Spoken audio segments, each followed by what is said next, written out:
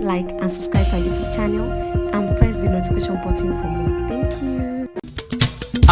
Adesina Olúwafẹ́mi wá ṣọ̀pọ̀ ọdún.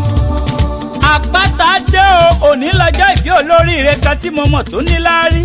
Adesina Olúwafẹ́mi ní jẹ́ Isaiah. Kò sóhun tí ò lè bùyàn tó bá ní ọ̀nà tẹ́lẹ̀ ó dúró dédé adúmáradán olóríire ẹ̀dá ènìyàn. Adó Èkìtì ní í ṣe lé bàbá tó bí ọlọ́mọ ìlà ọmọ èwe òtú. Ọmọ gírabata lókun ọmọ àgbégbó mọ́jà kógbó mẹ́ni burúkú lórí. Ọmọ ń pọ̀nà odò ọba. Òrìjọ́ kèwí bá ti yúùtù láworo òtú ńlá. Gbọ́mi yéké ọmọ Lẹ́sàmí Adésínà àwọn náà ní kí n máa kí ọ. Bàbá Dédàmọ́lá bàbá Dédóyèga máa wọlé maraba. Olówó orí Adébọ́lá Folúkẹ́ Adésínà. Ó kú ọdún okú ìyèdùn.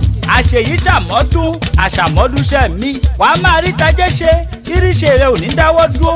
Láṣẹ lọ́wọ́ Ọlọ́run ọba mi Èdùmàrè. Bóyin bá ṣe tán agbẹ́rẹ́ ó dinú kókó ogi bá bẹ̀rẹ̀ bòjò bá ṣe tán agbẹ́rẹ́ ó dinú sàrẹ̀ tó kọ́lé sí àpáta ewì mo ṣe tán mò ń rebi tá a forí mi sọlẹ̀ sí o níbi ojúmọ́ ti mọ́dé gbogbo ilẹ̀ kílẹ̀. Kindly click like and subscribe to our YouTube channel and press the notification button for more. Thank you.